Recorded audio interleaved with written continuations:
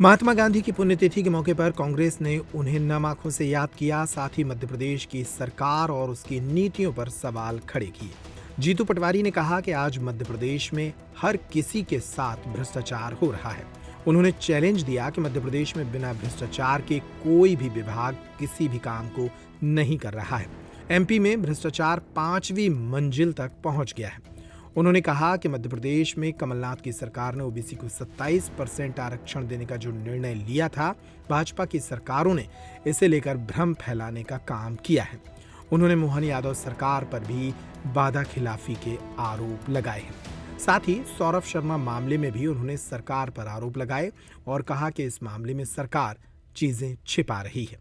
आगे करप्शन 5वीं मंजिल से आता है तो मोहन यादव जी ने शिवराज जी का रिकॉर्ड तोड़ा। शिवराज जी के 5 कार्यकाल का रिकॉर्ड तोड़ दिया तबादलों में। ये बार बार तबादले क्यों किए जाते हैं? या तो उनको ऑफिस बेचे जाते हैं या फिर अपरिपक्व लोगों को अपॉइंट किया जाता है। दोनों बात हुई तो कुछ तो होगा ना। एक ही अधिकारी के 10-10 बार ट्रांसफर हो जाते हैं, यानी जो बैठा है आदमी वो सही तरीके से डील नहीं कर रहे हैं, मतलब मुख्यमंत्री जी, या फिर करप्शन। वही मैंने कहा 5वीं मंजिल। कमलनाथ सरकार ने सर 27% ओबीसी वर्ग को आरक्षण देने की हुआ था, तो आपके ही पार्टी के लोगों का आरोप है कि कांग्रेस ने भी ट्वीट किया कि षड्यंत्र ये हो सकता है, इसकी जांच होनी चाहिए। नहीं, बात यह है कि हमारी पार्टी के नेताओं की अपनी भावना हो सकती है, पर ऐसा कुछ नहीं था। मैं पीछे गाड़ी खड़ी थी और चौराहे पे, मतलब ट्रैफिक जाम था थोड़ा, तो पीछे से ट्रक आई और उसने ठोक दिया। नशे में था ड्राइवर, तो हमने कुछ नहीं कहा, उसको पुलिस को बुला के उनके सुपुर्द कर दिया। कोई षड्यंत्र नहीं था। और रही बात इसकी कि चूँकि मुझे भी कुछ नहीं लगी है, मैं पूरे प्रदेशवासियों से अनुरोध करता हूँ, किसी को एक भी खरोच नहीं आई, केवल पीछे से टच हुआ है जिससे गाड़ी डैमेज हुई है। जो बीमा है उसका उससे ही ठीक करा सकते हैं, क्योंकि फिर इतना पैसा तो आफत आ जाएगी। आज राष्ट्रपिता महात्मा गांधी के स्मरण का दिन है और हम सबका दायित्व है, जो देशभक्त नागरिक है, जो देश के संविधान से प्यार करता है, सभी परिवार के लोग जो सच्चे देशभक्त हैं, वो सब संविधान की पालना करें और महात्मा गांधी के इस विश्वास को जो दुनिया ने माना है, उस विचारधारा को जिसने पूरे सृष्टि में अपना लोहा मनवाया है, वो विचारधारा जो प्राचीन भारत की विचारधारा है, जो भगवान राम, कृष्ण, पैगंबर, गुरु नानक देव जी, गौतम बुद्ध, महावीर और अंबेडकर से लेके गांधी तक, ये जो विचारधारा है, इसको जीने का दिन है, इसको आत्मसात करने का दिन है। मेरा सबसे निवेदन है कि हर कांग्रेस जन के साथ साथ हर नागरिक महात्मा गांधी के विचार को आत्मसात करें, स्वराज, ग्राम स्वराज की भावना को आत्मसात करें।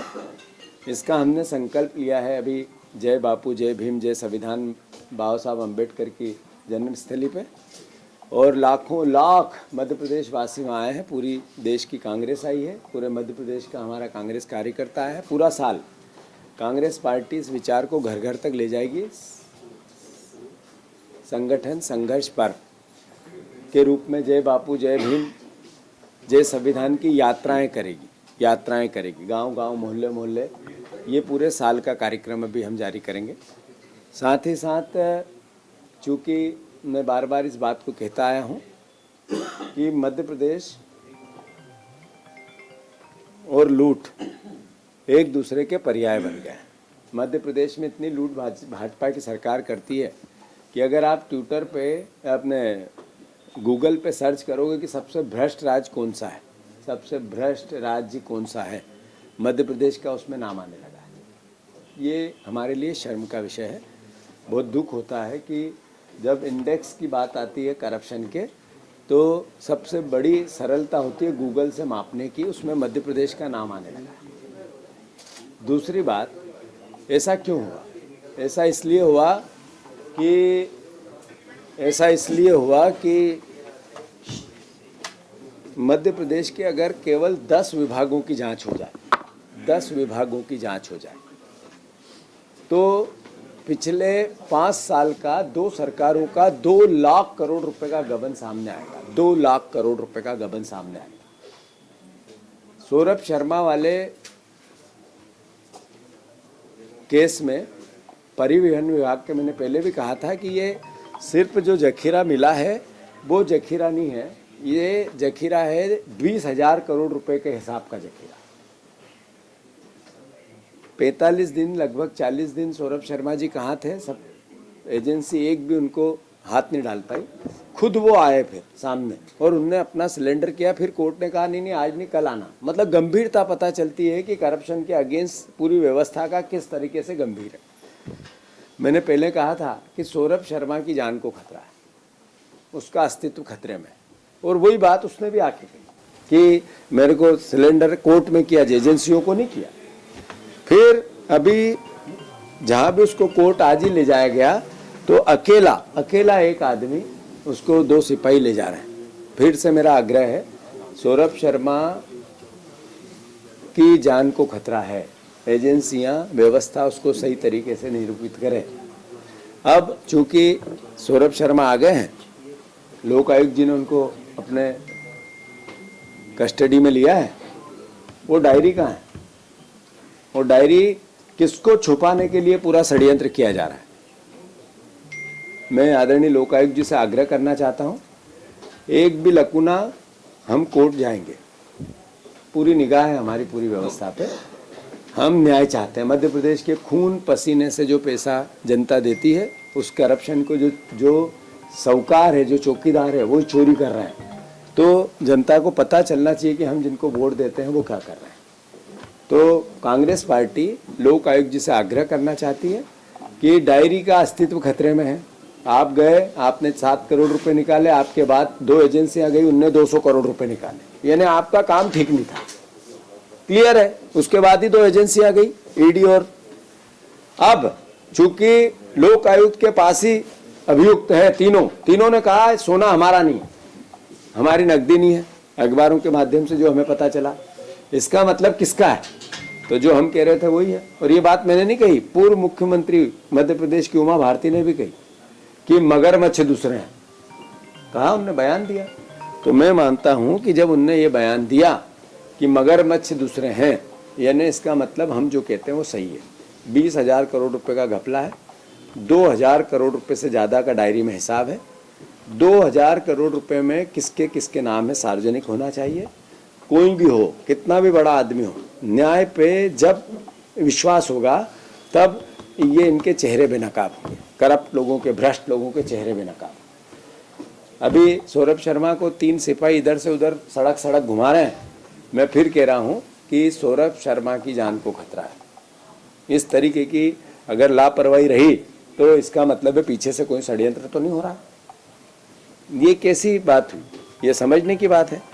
और रही बात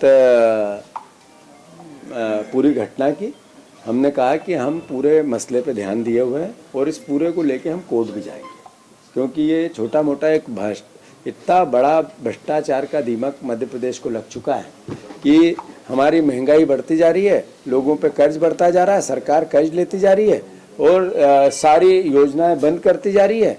मोहन यादव और पूरा मंत्रिमंडल, जैसे मैंने कहा ना, करप्शन की भेंट चढ़ गया, सारे लोग लूटने में लगे।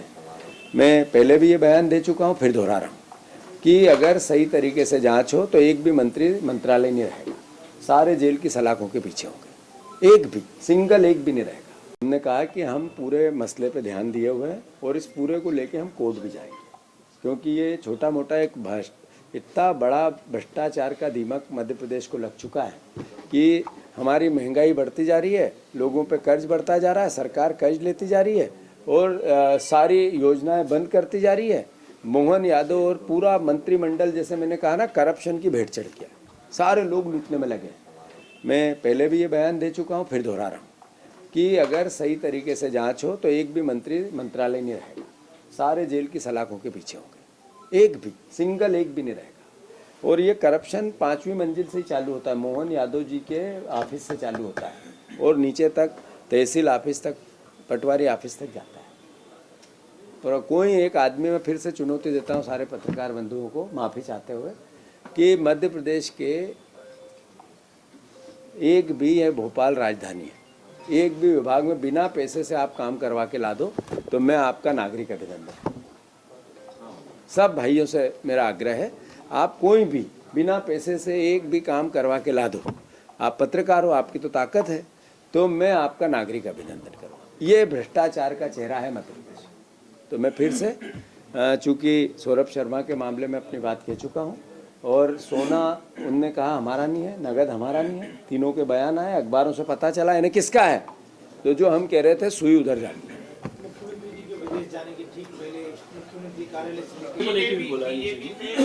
शर्मा जी ने कहा है कि गोडसे कांग्रेस के होंगे, हमारे तो गांधी हैं। आपने गोडसे को लेकर नीचे भी कहा है कि उसके नारे, उसके विरोध के, मुर्दाबाद के नारे बीजेपी के नेता नहीं लगाते हैं। आपने सुना कभी? बताओ किस नेता ने लगाया? गोडसे मुर्दाबाद का नारा किस बीजेपी नेता ने लगाया? बताओ, बस खत्म, उत्तर हो गया। सर, कैबिनेट मंत्री हैं विश्वास सारंग, वो कल उन्होंने ब्रीफिंग करी थी, उनका कहना है कि कमलनाथ सरकार जो है आरक्षण के मामले में जो है ऐसा है, ये बहुत अच्छा विषय है। आज मैं कमलनाथ जी को बहुत साधुवाद देना चाहता हूँ, जिन्होंने ओबीसी को लेके 27% आरक्षण का बोल्ड स्टेप लिया, निर्णय लिया, और हम सही थे। वो हमने जो हमारा निर्णय हुआ था वो सही था, वो कोर्ट ने, माननीय न्यायालय ने उसको साबित भी किया। इस वक्त जितने ओबीसी परिवार के साथी हैं मध्य प्रदेश भर के, वो कमलनाथ जी को साधुवाद देना चाहिए और सरकार को साधुवाद देना चाहिए, जिन्होंने ये बोल्ड स्टेप लिया। दूसरी बात, हमें फक्र है कि वो हमारी सरकार थी। मुझे दुख है कि शिवराज जी मुख्यमंत्री बने, अभी मोहन यादव जी बने, अगर आर्ग्यू की पूरी प्रोसीडिंग निकालें वकीलों की, तो जो सरकार के वकील थे उसको पूरा समय समय पे रोकने में लगे रहे, अलग अलग तरीके से उसमें भ्रम पैदा करने लगे। ये जो 13% पद रोकना, जो ओबीसी के पदों को सरकारी नौकरियों में रोकना, ये कोई कोर्ट का निर्देश नहीं था। ये वकील चिल्ला रहा था बार बार, जो कोर्ट की ब्रीफिंग में है कि हम 13%, तो उन्होंने कहा ये सरकार का मामला है, हमारा नहीं, हम नहीं बोलेंगे, कोर्ट का बात है। तो ये बीजेपी का असली चेहरा समझ में आता है इससे कि ये इस आरक्षण के खिलाफ थे, और कमलनाथ जी ने जो बोल्ड स्टेप लिया उनको हम खूब साधुवाद देते हैं। मैं ओबीसी का हूँ इसलिए भी देता हूँ, और हम इस सरकार के हिस्से थे उसलिए भी देता हूँ। खड़गे जी के बयान को लेके पूरी बीजेपी हमलावर है, आपने देखा होगा। खड़गे जी ने क्या कहा? खड़गे जी ने ये कहा कि जो आस्था का विषय है उसकी हम सम्मान करते हैं, पवित्रता है, और हर व्यक्ति को भारत के संविधान में ये प्रस्तुत किया। हमने अभी संविधान की वो पढ़ी, तो शपथ पढ़ी, उसमें भी यही बात है। तो उनने कहा पर गरीबी कैसे दूर होगी, इस पे भी सरकार को ध्यान देना चाहिए। तो नेचुरल है, स्वाभाविक, गरीबी का ध्यान तो सरकार नहीं देगी, तो आप और हम तो नहीं दे सकते। महू की रैली को रोकने के लिए भी बहुत प्रयास किए गए थे, उसमें आपके लोग... जैसी जिसकी करनी वैसी उसकी भरनी। धन्यवाद उनको कि उन्होंने जो कहा किया, आपने देखा और आपने बताया, मीडिया ने देखा, मीडिया ने बताया, प्रदेश की जनता ने देखा। पर फिर उसके बाद भी हुआ क्या? एक तरह से पैर रखने की जगह नहीं थी। यानी मध्य प्रदेश में परिवर्तन आ चुका है, केवल एक घटना से नहीं आया है, 3 उपचुनाव से आया है। 3 उपचुनाव में जो पहला चुनाव था हमारा अमरवाड़ा का, वो हम 19 राउंड तक जीते, आखिरी 2 राउंड में टेबल पे हारे, यानी हम जीते थे, हमें हराया गया। दूसरा चुनाव विजयपुर का आपके सामने, इतना अद्भुत अकल्पनीय सब कुछ लगा, उसके बाद भी कांग्रेस जीती। तीसरा बुधनी ने 1,30,000 वोट सीधे पलट दिए, 1,35,000 वोट। अब इतना जन सैलाब उमड़ना, ये है कि मध्य प्रदेश में हम जिस राह पे हैं, कांग्रेस पार्टी जिस राह पे है, उस राह को लोग पसंद कर रहे हैं। हम फिर से, मोहन सरकार हमारी सरकार है, प्रदेश की सरकार है, विपक्ष की भी सरकार है, जीतू पटवारी के भी मुख्यमंत्री मोहन यादव भी। हम उनसे अपेक्षा करते हैं वो ईमानदार प्रदेश, उन्नतिशील प्रदेश बनाए। हम उनका सहयोग करना चाहते हैं। हमें लोकतंत्र ने विपक्ष की भूमिका दी, हम विपक्ष की भूमिका ईमानदारी से निभाना चाहते हैं, न दुर्भावना। 5 साल मुख्यमंत्री वो रहे हैं, बचे हुए 3 साल 4 साल जितने भी बचे हुए हैं, वो मुख्यमंत्री रहे, अच्छा काम करे, जो वादे किए, वचन पत्र दिया, संकल्प पत्र, किसानों के 3100 के धान के दाम दे, 2700 गेहूं के दे, 3000 बहनों को दे, 450 का गैस सिलेंडर दे, 2.5 लाख नौकरियां दे, 6000 सोयाबीन के दे। हम अपनी बात कहते रहेंगे, अपना आंदोलन करते रहेंगे, न चैन से सोएंगे न चैन से सोने देंगे। व्हाट्सएप में कुछ बोले नहीं भाई? मतलब गांधी जी को मार दिया, उस पर भी क्या बोलने की जरूरत है? धन्यवाद।